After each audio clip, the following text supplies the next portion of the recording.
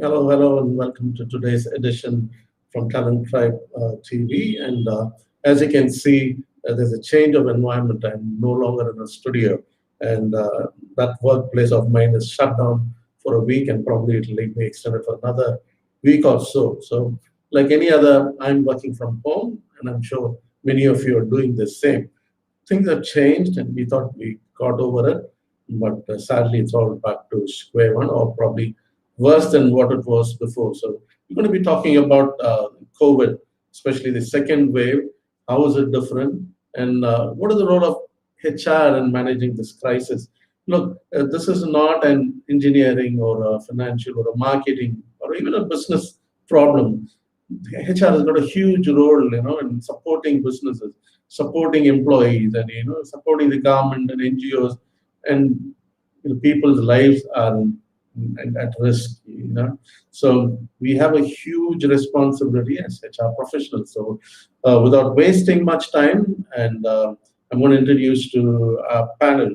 So let me introduce to you Mr. Deenadayalan.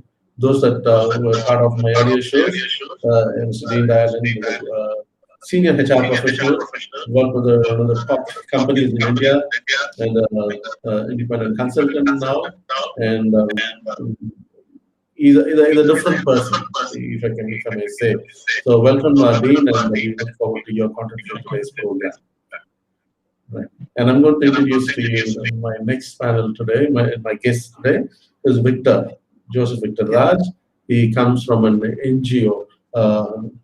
So NGO is a non-governmental organization, and he's there probably to speak on behalf of the number of faceless people that we have, the employees and the general organized, unorganized sector. What is happening to them? What can be done better in order to make their lives just survive and be alive, overcome this pandemic and succeed with all of us working together. So thank you, Victor, and thank you, Dean. So yeah, like I said, today's topic is about COVID, role of HR in managing the crisis. Now, the first time COVID came, the employer and the employee had no option because there was a lockdown.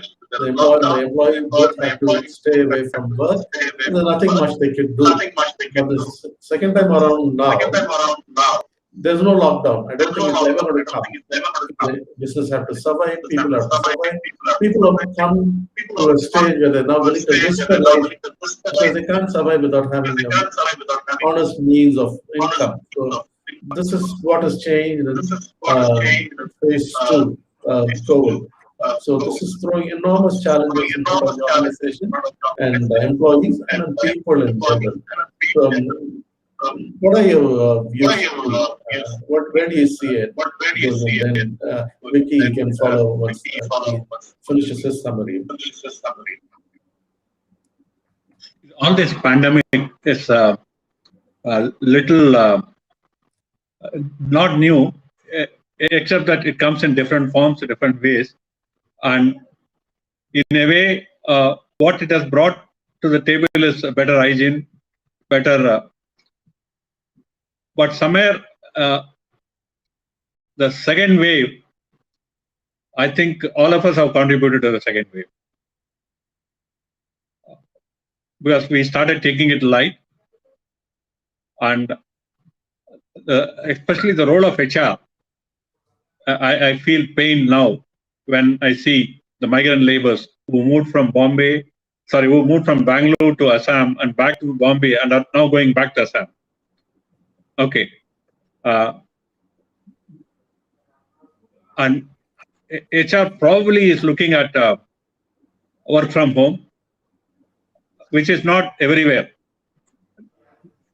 While there's a lot of hype around working from home, how many industries are really working from home?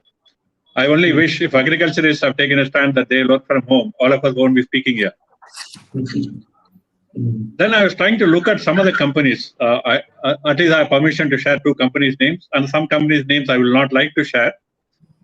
Very interestingly, some of the pharma companies have had high COVID incidents. And some of the automobile companies, at least two companies I will name, have had very, very low COVID incidents. And I was trying to understand the root cause behind that. Maybe as we go along, I'll talk about it. There are a lot of preventive steps that were taken and continue to be taken, which probably somewhere we are giving up that discipline.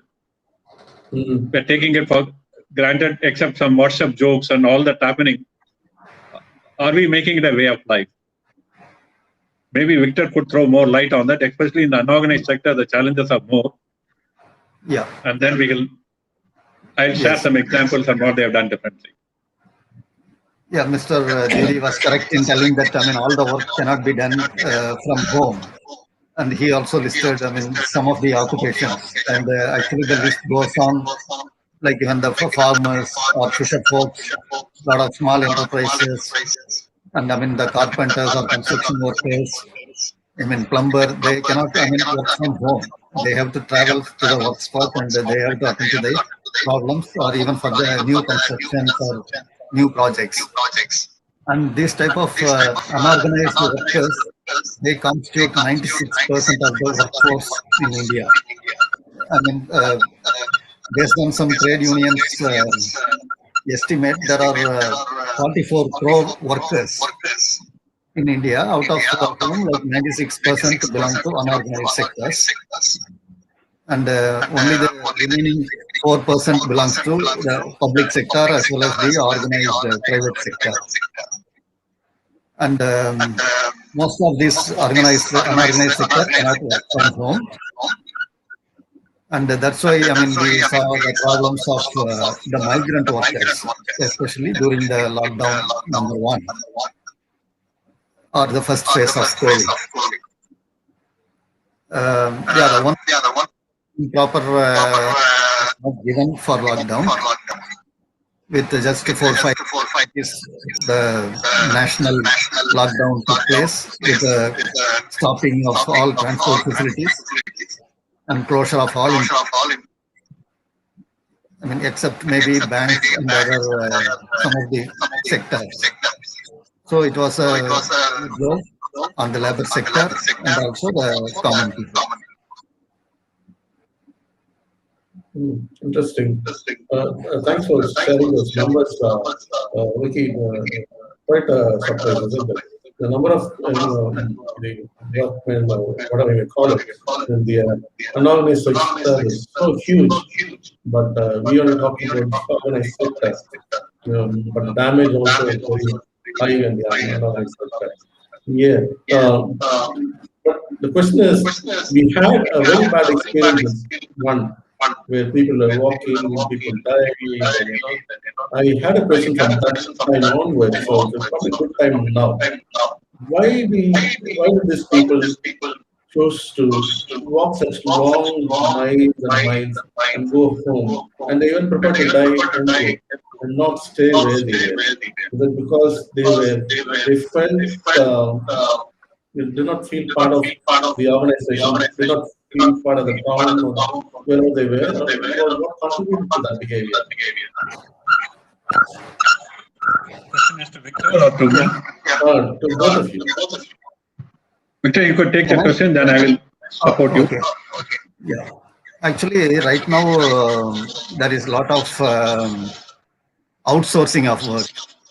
Even in the formal sector, the number of the formal or the organized workers force is coming down. They, all the companies also tend to outsource the work, and they don't have real connect with the industry. Or the factory or the company for whom they may be doing some piece of work. In that case, there are a lot of migrant workers, and they, those who are employed only through the middlemen.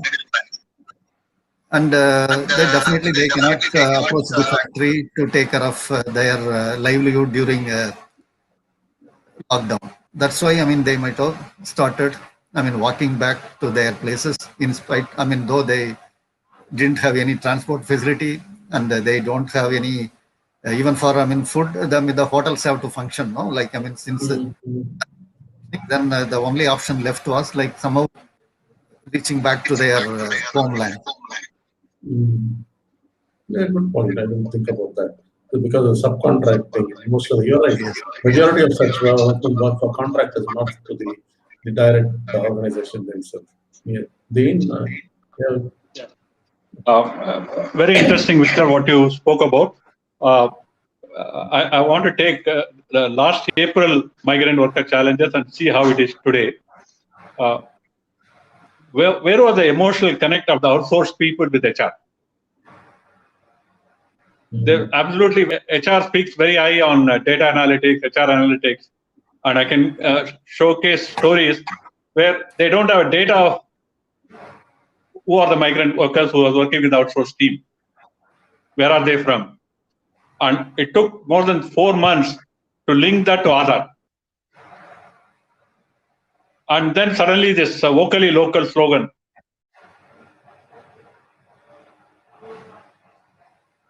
We didn't even go into the fundamentals of why these migrant laborers were employed. It was more a cost arbitrage. And they were part of another component of a mission than as human beings. There was no compassion. And there's a lot of huge noise at that point of time. A lot of things came in the media, and then people forgot about it. Same thing is repeating now, except the trains are running. But people are not really worried about the health of the people. So, how many people are proactive in anticipating possible challenges, building immunity, and maintaining a rigor of the discipline? Be it contract labor, be it permanent labor, be it managers. Today, COVID does not go by the status. And we have seen it. Chief ministers are getting it. Famous cricketers are getting it. And comparatively, if you ask me, less affected are the people who have more immunity. Why I'm talking about immunity is HR has a definitely positive role on immunity. And I don't think, except few companies, they have done something around immunity. In fact, my laptop is not working. Otherwise, I want to show you a capsule which my daughter sent from Switzerland. Then she said, Appa, you must take this every day. And if a lot of difficulty, it crossed the custom and reached me. I was going through the composition of this capsule. Can you guess what is the composition of the capsule? I'm not able to.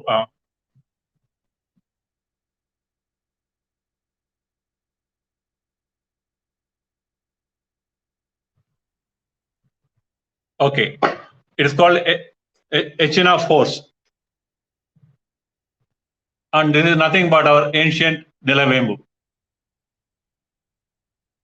And one company in Chennai, which has had totally very, very less incident of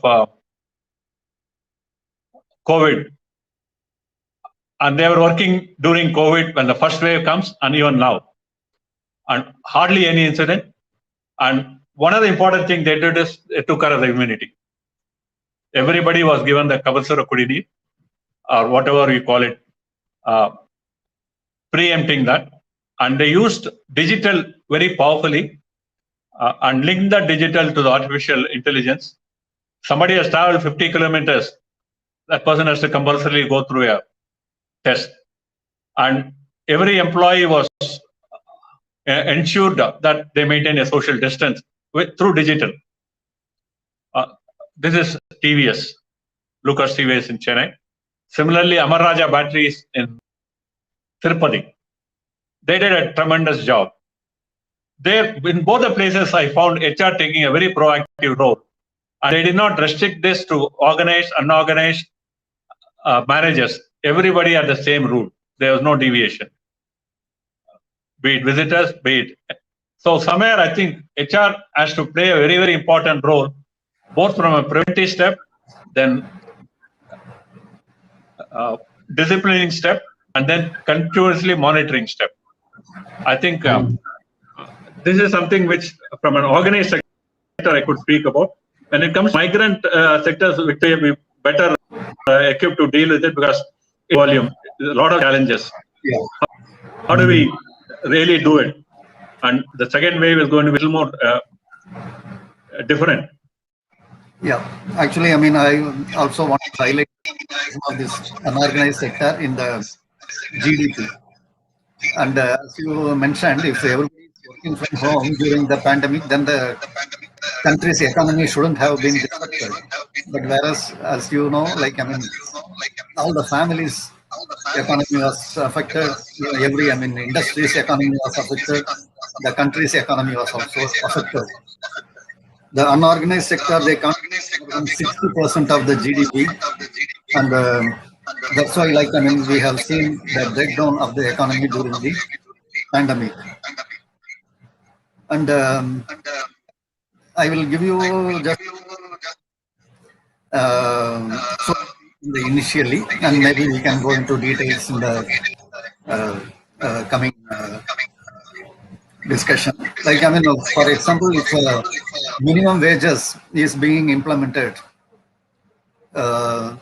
even in the unorganized sector, if it is ensured, then, I mean, it can be a solution to the issue. And also the social security measures of the unorganized sector has to be taken care of. And also the job security should be ensured even in the unorganized sector.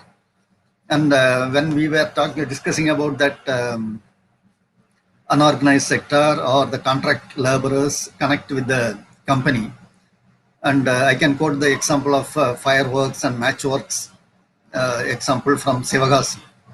There only the management level people and all, including the accountant and 1 or 2 persons, only they will be in the payroll, and then only they will be the direct employees of the company, even whether it is a firework or matchworks. And all other workers, I mean, like, they are contract workers brought in by vans through the contractors from the various nearby villages. And also, as you know, the security or the watchman, they will also be supplied by a private manpower organization. At least this security, the company will know, like, who are working on a day.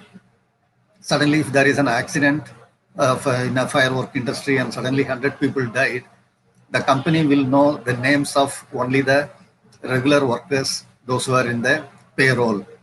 But whereas hundreds of people who are brought in through various vans from various villages, they don't even have a ID card, and they are not in the any attendance registers.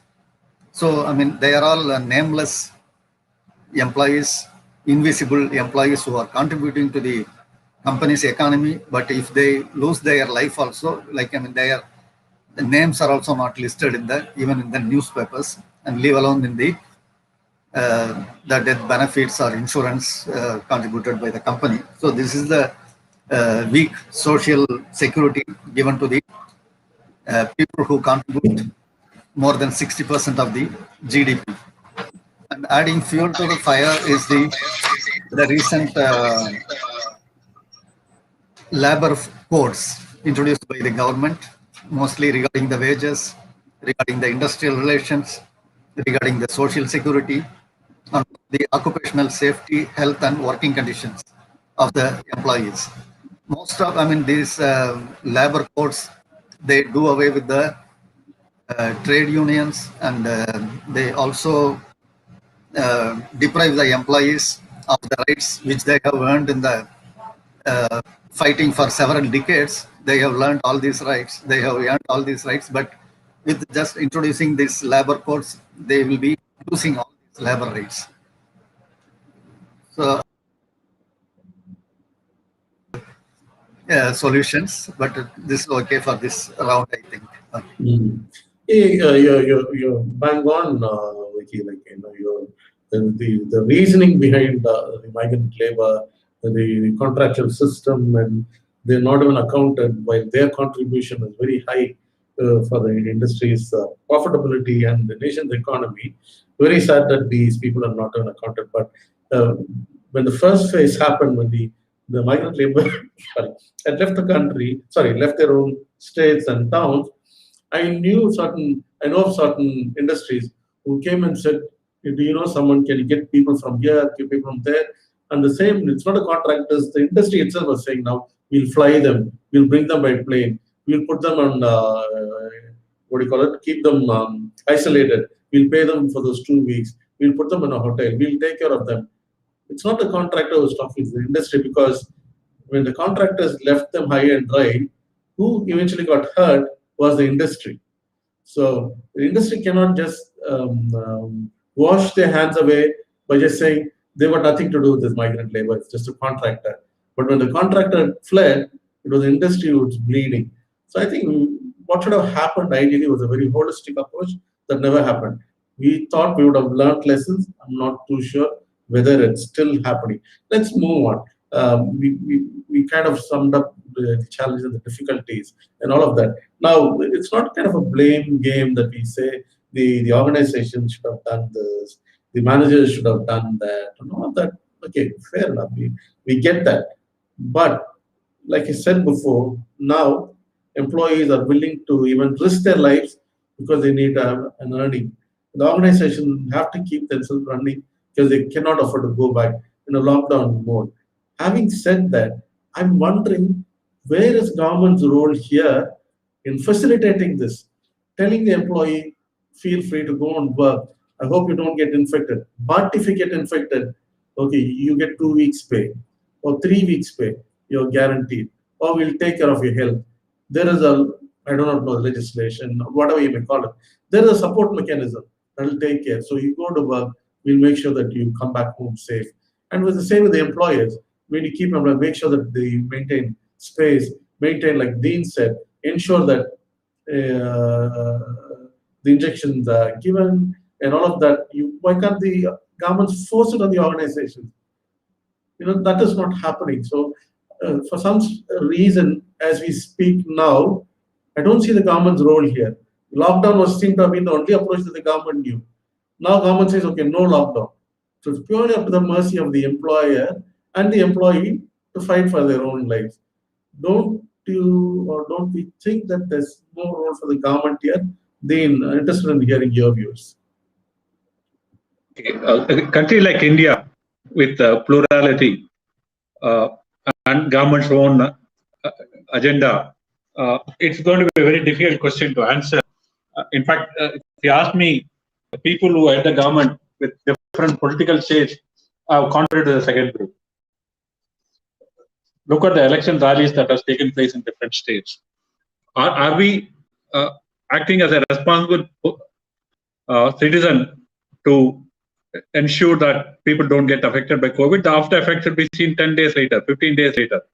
By the time election would have been over, but we have created the damage. So the government is looking at their survival, then looking at the survival of its people. I'm sorry to say this. Irrespective of which state government, which central government, all of them, are they very serious about it? What are the preventive measures they have taken? And wage is a very small component where I would like to even disagree with Mr. Victor. What we have to really look at is, I fully agree on the social security part, and that is where we have failed. And even from an HR perspective, while we are expecting the government to do many things, what have we lobbied with the government to influence such policies? So I think it's a combination of abdication by many of us, whereas few have done very well. So are we picking up lessons from them and see how we can, for example, IFCO, which is a public sector, which has done exceedingly well. So we have never publicized such powerful stories which government could have done, and see how such stories can help others to learn from. So government by per se, do they have the wherewithal to do this is a question mark. So I wouldn't fully put the blame on government. I think all of us have a joint ownership, but in a country like India, joint ownership becomes a disaster. Victor, you can add too. Yes. Yeah, actually, there is, I will put like both the government and also the employers as duty bearers. And I mentioned like big numbers, like 96% of the workers are from unorganized sector, and also I mentioned that 60% of the GDP is contributed from the unorganized sector. Now I will mention a very, very small figure as a request. If 1% of the GDP is spent for unorganized workers, even that will be a very great benefit for the unorganized sector workers. And also, like there is also another percentage mentioned by the trade unions and also the other activists who are working for labor rights. That is 3% of the state budget and central budget. If this is allocated to the unorganized workers, this will be a great benefit, and we may not have seen all these type of walking back, migration of the migrant workers to their places. And the government, one thing is they should have announced at least, we saw like a grand announcement of 1.75 lakhs crores, and also as a second installment, there is an announcement of around 20 lakhs crores. But if you see, it dealt with like infusing the banks with this capital, and also it was going as a provident and provident fund and things like that. When you take into account the unorganized workers, there was nothing much in this one. There was not even food packets provided to the migrant laborers who are walking back. Or also we also read in the newspapers that even the migrant workers were charged heavily by the railways for traveling in some trains which were organized for going back. And also we read in the newspapers that these trains were rerouted to so many places, and not even the food was provided in the trains. So if these migrant workers, I will just mention some of the interim benefits right now for this one, and also I will also mention about some regularization at a later stage. Right now, if they are also coming under the ambit of this ESI medical benefits, and also if they come under the insurance, whether it is an accident or even by disease, or if they are provided 5 lakhs for accident, and if they are falling ill, if they are given around 30,000 rupees for their medical expenses, even for the maternity, if they are 30,000 given 30,000 rupees, it will be a great benefit to the unorganized workers. And it is a very, very meager amount when we compare to the subsidies given to the corporate sector during this time of pandemic. And also if the children are enrolled in the nearby schools, and if their education is taken care of till the higher till they complete higher education, then there is some amount of social security. I will mention about some of the regularizations in the next round. I think this is okay for this one round. Yeah, good, very good insights, Vicky, and yeah, thanks for that, Chris. I had no clue about the numbers that you managed to roll out. There's a lot of focus on the unorganized sector, and as you said, even a fraction of the funding towards that direction will make a huge impact, no doubt about that. But in terms of what changes can be done, I think it's easier to make changes within the organized sector. I'm not batting for organized, and I'm not against unorganized sector, but just by the fact that organized sector are very stable, and the line of authority and all of that is very evident, so it's so much easier to make changes. But I haven't seen, there are few, I haven't seen headlines coming out of organization, this company has done this, and in order to manage COVID, or in order to manage or improve the confidence of his employees. So now this question goes to Dean. He did mention about Lucas TVS and Amararaja batteries and all of that. So is it possible for you, Dean, to give one or two examples for the benefit of our audience, that here is something that we can look up to. This is what they've done as a good model, as a good practice. Sure. I would say every HR manager has a role to play while we can definitely blame X, Y, Z, what have I done in my role is something what each one of us should introspect and reflect. When I gave the Lucas TV example or Amaraja Bhatti example, they saw to it, one is the immunity for focus, not only for the employees, but for the families. Second is social distancing through digital technology. Third is using AI for checkup. Fourth is taking care of employees in case they are affected, or taking care of employees' families if they are affected. And irrespective of what status the employee is, Lucas TVS really did take care.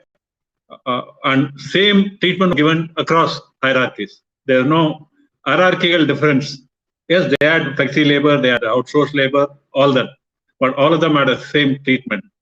Therefore, the issue of commonality when it comes to health concerns, when it comes to care, there probably is something which is compassion, which runs into their own stream. Same thing with Amar Raja, I would say.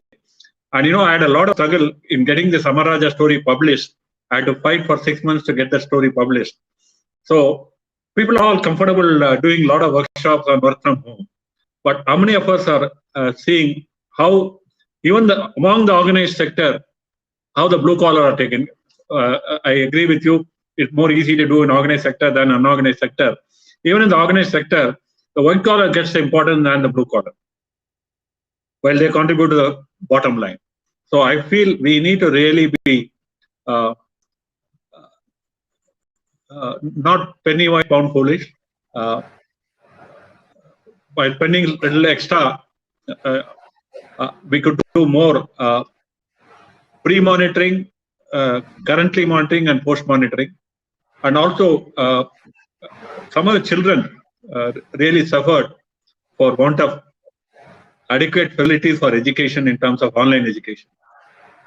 Everybody talks about Baiju and all that. Who can afford Baiju? And somewhere that focus also got lost. How many of us have taken a data of blue-collar children within the controllable organized sector I'm talking about? And very interestingly, the positive side of the story, I must say, is government school admissions went up in Karnataka. Yeah. Okay. Some of you may question whether it's positive or negative, but look at what has gone behind it. Affordability. People cannot afford private school. In pandemic, they are not getting wages, and how can they afford an education for the children? So somewhere we are losing focus on giving a holistic approach. We're only looking at short-term measures, and I think we need to have a 5-year to 10-year blueprint. But these are likely to. We do not know. Now they're talking about a third vaccine, a fourth vaccine. I don't know whether they're going to live with this. If that is going to be there, what is the proactive steps we are going to take, be it organized or unorganized? And we cannot. I fully agree with you, Mr. Victor Raj. We cannot afford to lose the unorganized sector. How do we make them organized? Yes, there are going to be challenges. There are going to be cost arbitrage issues. But look at during this COVID time, few industries have done very well. And look at the bottom line that has gone up. How much of that has gone to the organized blue collar or unorganized sector employees? A question for all of us to reflect. And I think HR has to play a conscious keeping role. Because the topic is on HR, I thought we need to definitely play a very conscious keeping role. Okay. Yeah, I will pick up from Mr. Deenadayal's line about the education and the online education. Actually, only around 12% of the population in India, they have an Android phone with internet connectivity, with data plans. And there are only around 8% of the families have laptop or a PC with internet connection in India. And definitely, we cannot think about giving only online education to the people, especially to the children of government who are studying in the government schools. Maybe the children who are using Baiju and other online education right now, they may belong to the elite schools, in the private sector, and also maybe in the Kendriya Vidyalaya or the other schools. But whereas the other government schools in the rural area or the state government, they definitely cannot afford. And if, for example, right now we have lost one academic year without going to the school and without a regular classroom. Right now, I mean, how we are going to compensate for this? And when this discussion was taking place 1 year back, I suggested that, I mean, even we were discussing about new BSNL tab at the cost of around 2,500 rupees. And but whereas, I mean, it's the light of the day, but that can be provided to all the government schools. We are talking about giving free laptops and I mean, free bicycles. And I mean, I won't undermine any of the things which is given for education, but definitely giving a free BSNL tab to the government school children is not, I mean, beyond reach. Definitely it is possible. And I will come back to the labor sector for, yeah, how to reach to the unorganized sector employees during, I mean, pandemic or even otherwise. First of all, I mean, there should be at least 70% reservation to the local employees in any, I mean, in all types of employment. Just because, I mean, they are the outside state employees are available at a low cost or something, then the employers, they tend to bring in the laborers from northern states or even other states at a very low cost. And most of these, maybe even 100% of the unorganized sector may be from other states in some of the industries in Tamil Nadu I'm talking about. So if 70% belong to the local population, then definitely there will be a reduction in migration. That is one aspect. Another one is there should be compulsory registration of the workers. And also, I mean, as I mentioned, these labor codes which are doing away with the dismantling of the unorganized sector welfare unions and also the labor unions. And if we want to make it the unorganized workers as a formal workers or organized workers, then the trade union has to be, trade unions have to be recognized and their role has to be recognized. If you give that, I mean, like the VOs will register the unorganized workers through the online portal and things like that, how many unorganized or migrant workers will be able to access the internet and register themselves in the websites? This is really, I mean, it's a crude joke played on the unorganized workers and the migrant workers. So this registration has to be done through the labor unions, to the trade unions, and their data has to be relied upon rather than the data provided by the VAOs.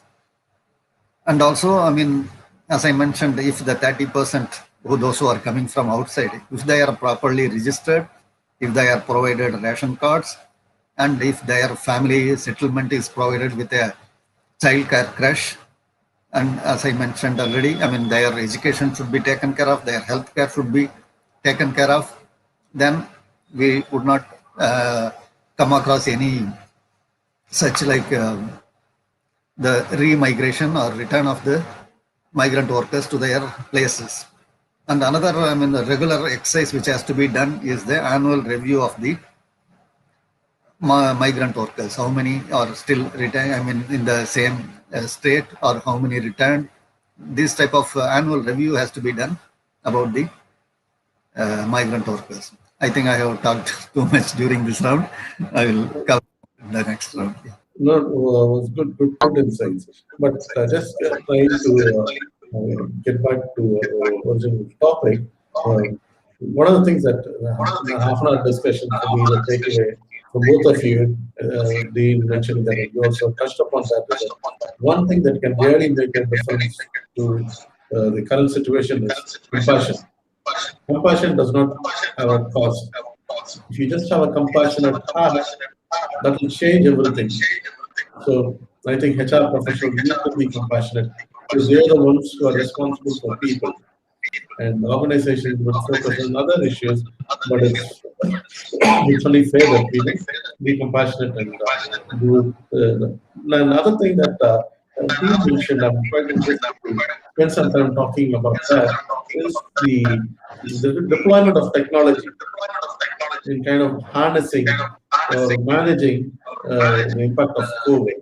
Like, maintaining social distancing, whether they've been vaccinated, whether the employees come from a danger zone, all of that could have been very well done, or is possible to be done using technology. But I, coming from a company which is doing a lot of work in technology, the biggest challenges for me is that Indian companies have difficulty in going through a digital transformation process.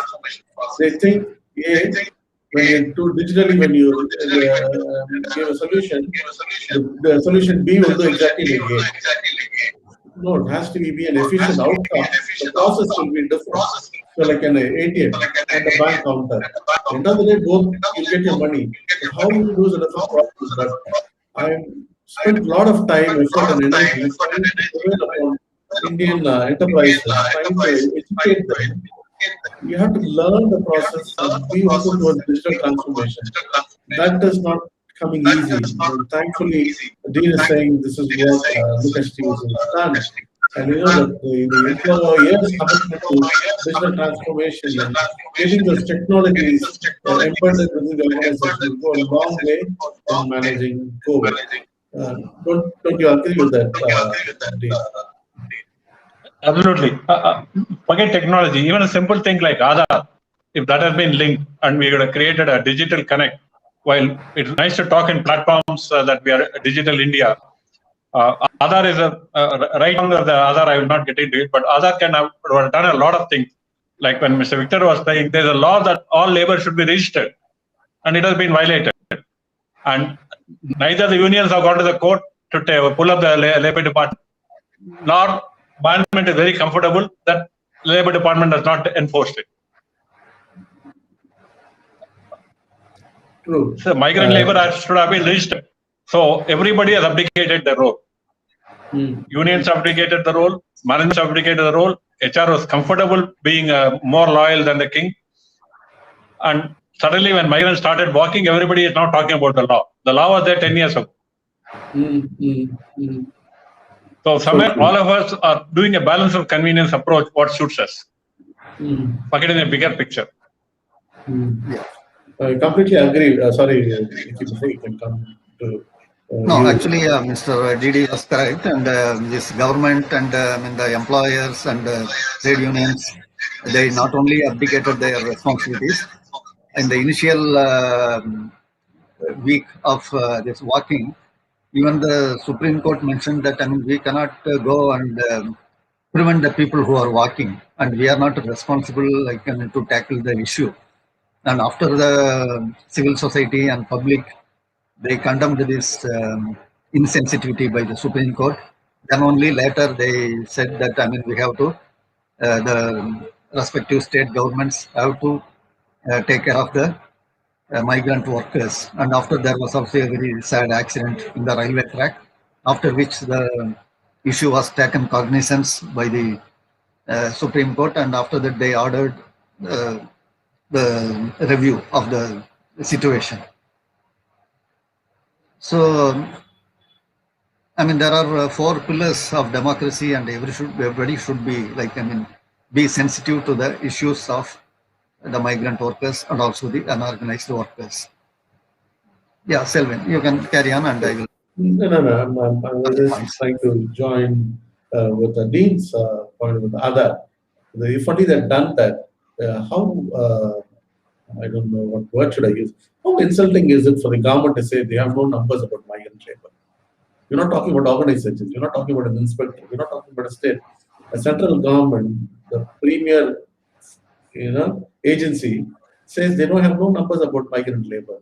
So it is such a shame that as Victor said, 60% is their share, and there are no numbers. Or should we say no one cares about them? And the fact that there are no numbers means that no one cares about them. Yeah, today, after all these issues, do we have a data today? The question mark. Okay. So my only appeal to, it's easy to put the fingers on everybody. Each one of us as a HR leader, what am I doing differently? Am I accountable for the people with whom I am working? Can I make a difference? Because many things is not in our hands. Within our hands, what can we do differently? Is something I thought should be my way of reflecting it, because it's easy to pinpoint X, Y, Z, and they're all right. But in that environment, what am I doing differently? And there are a few people who have done it. Can we learn from them? You're right, very right. We're not see that's a good point. We don't need to be guided by legislation. We don't need to be guided by employees. All we need to be aware of the circumstance and the situation, and be sensitive to the needs of the people. We can all survive if only we can collectively deal with the situation, not at the expense of each other. So, yeah, I'm sorry.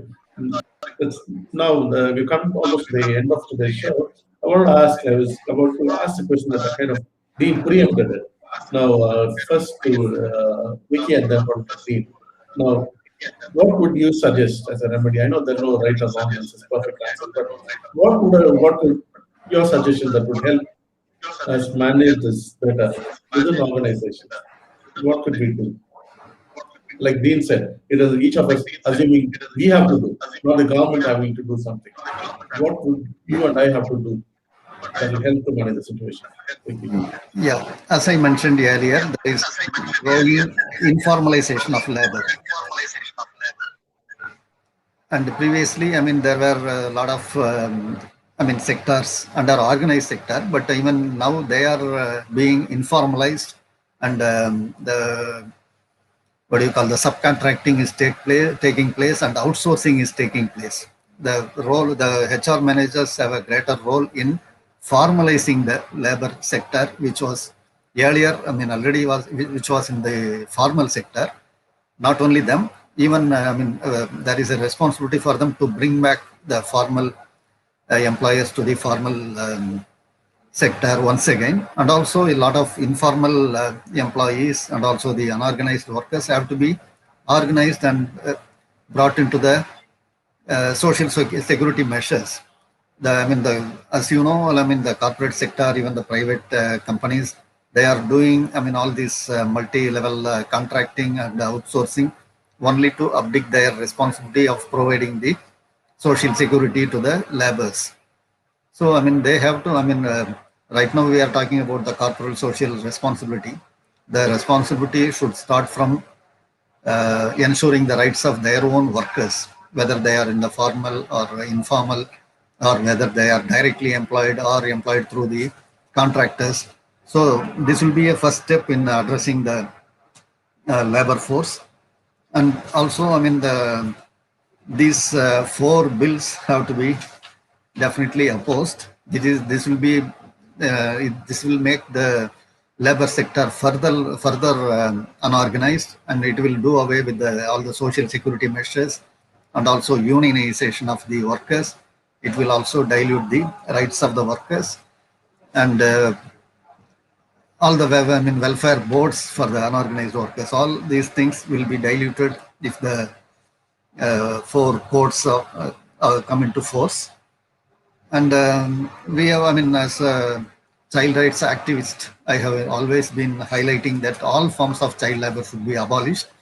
And in the formal sector, if the HR managers are vigilant and whether they see, to ensure that there is no child labor, whether directly or indirectly in their sector, whether in their supply chain or in the labor chain, they should ensure that there are no child laborers below the age of 18 years in any form, whether it is hazardous or non-hazardous.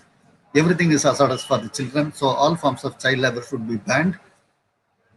And also, there is a legislation for protecting the women from sexual harassment at workplace. So as per this legislation, they have to form internal complaints committee in all the workplaces. This has to be ensured, and already also, both the HR and the society has a larger role in preventing the privatization of the public sector. For example, already There is discussion about, privatization of railways, electricity board, the transport, which is already, private sector is playing a major role that has to be prevented. And education is already, come. There is a commercialization and privatization of education, but the government, it's the government's role to play a major role in providing health and education. In this, these are some of the suggestions to make the workers enjoy their rights as a formal worker or as a organized worker. Yeah, Dean, what are your suggestions? Thank you, Victor. I think you have given a lot of macro solutions. From a HR perspective, I would only talk about a micro solution, what is within my control. Whatever I could control, can I be more compassionate? Deal with the limited number of people whom I have. What can I do differently? Within the budget, can I now influence the government to get them injected? Can I influence the various schemes that are available with the government to reach these people? How do I do whatever I can do a little out of the box? Because if each of us start doing this, I think small drops will make a difference. Though it will take a longer time, but at least we'll be starting to make a difference to those drops. With major changes, government, all that may not be within the purview of the audience with whom we are talking about. This is my humble view. While all the views are very important, what can I do differently is what I thought I will focus on. Quite right. Both of your views are very valid. Now I'm going to go through some of the observations. And I think there's a very good point in one of them. So I'll first read through one of the observations. Narasimhan says HR guys are more Christian than Pope himself. Their participation in COVID, except organizing medical camps, is pathetic. It's very true. Very true. I don't think there are any second opinion, and I'm pretty sure all of us will agree. And then this is the other issue. I think I like this because I actually somewhere wanted to mention that I completely failed. Thanks, Narasimhan, for bringing this. One of the things that HR guys can do is to look at the policies, revise your HR policies, look at it in the context of pandemic, and bring measures, regulations, or whatever you call it, in the context of building a process.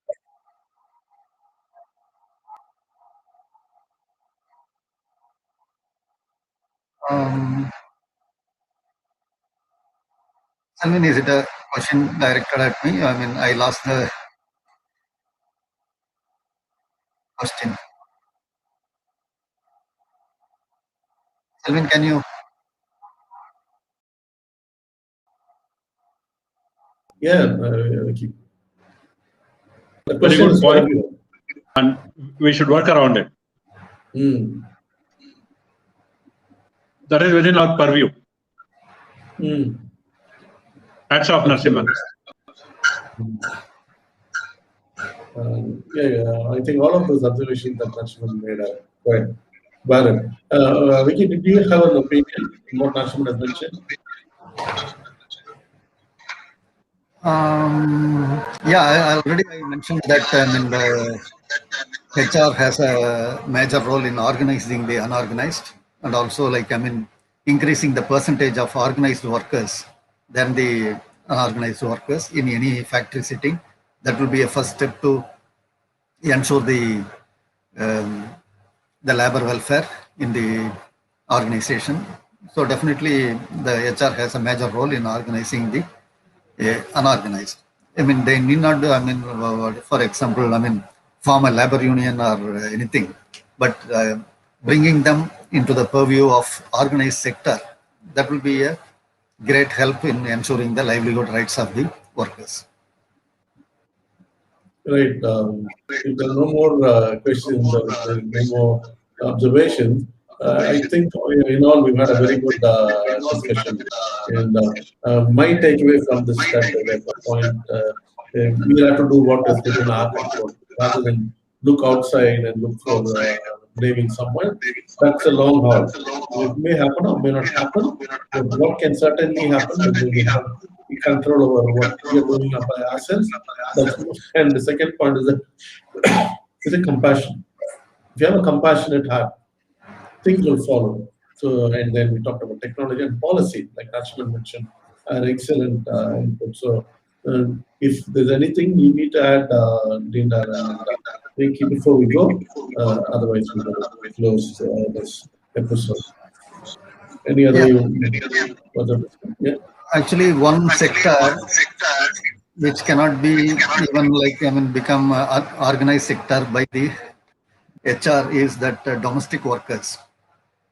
So they, but where there is different role which HR and others can play.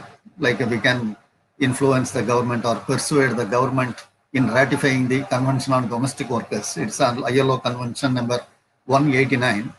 So if this is ratified, the domestic workers' rights and needs and wants can be addressed, and their livelihood rights can also be improved. Though it cannot be directly addressed by the HR, we have a role in playing, persuading the government to ratify the ILO Convention. Rajesh Kaushik has come with a last. What is your views about initiating unemployment insurance and benefits as a statutory requirement? Dean, is this something that you can respond? Rajesh, I think it is definitely a good idea. I don't know in terms of fund management and the way insurance is managed, whether we have the wherewithal to manage that. Countries which have lesser population can do it, like Switzerland has an unemployment insurance. But a country like India, which has a higher population, the scope is making India more contributing and creating more livelihoods than an unemployment insurance. The word unemployment should be abolished. It's again a utopian statement. How do we go about doing that than focusing on our revenue going to countries outside India?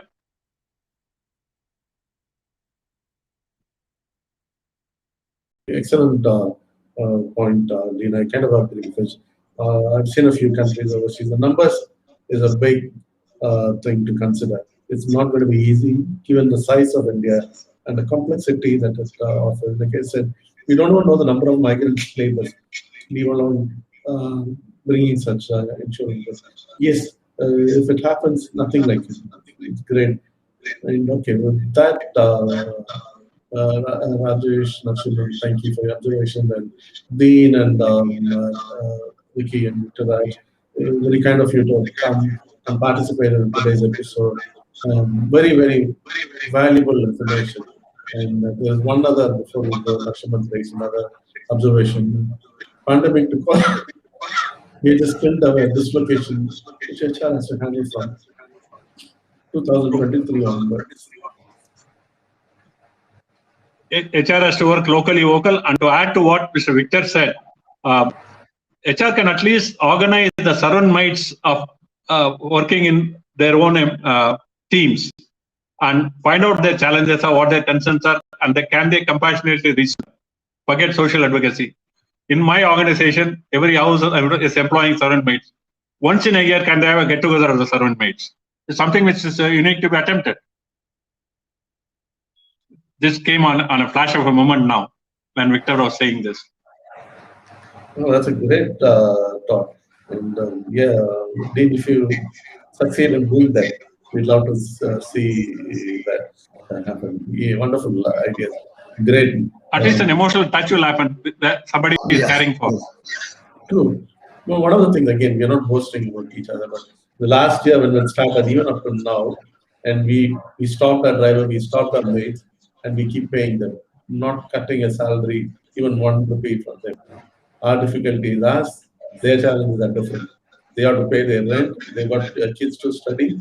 You will not see their faces for a long time now. But we definitely keep them, we help them survive and go through this. There's no question of us, cutting wages or anything like that. And again, the numbers matter. Organizations probably cannot afford to do that, but so far. Okay, but at least organizing a servant maids meet, at least somewhere we can share some books for the children. Many things can be done. You touched on a point, Dean. I don't say this very often. There was a servant guy in our house because my mom was living overseas. So my dad could not keep lady as a maid. So we brought a guy. He was sweeping and cleaning one day. He asked, "What are you studying?" And he said he done 10. So he assumed he must have been a 10th standard failure. So he asked him, "What are your marks?" And he gave marks. And he said, "Stop. Don't clean this house anymore." He rushed and put him on a teacher's training college in Vrindavan. He was late, but he begged and put him. Many years later, when my niece went to Pondicherry to do her MBBS, and there was another classmate in the class, doctor, whose name was Selvan. And it so happened that servant's son became a doctor just because we looked into the servant situation, we changed it around, and put him on even nothing. We are not saying anything, we are not taking credit in the least for his successes.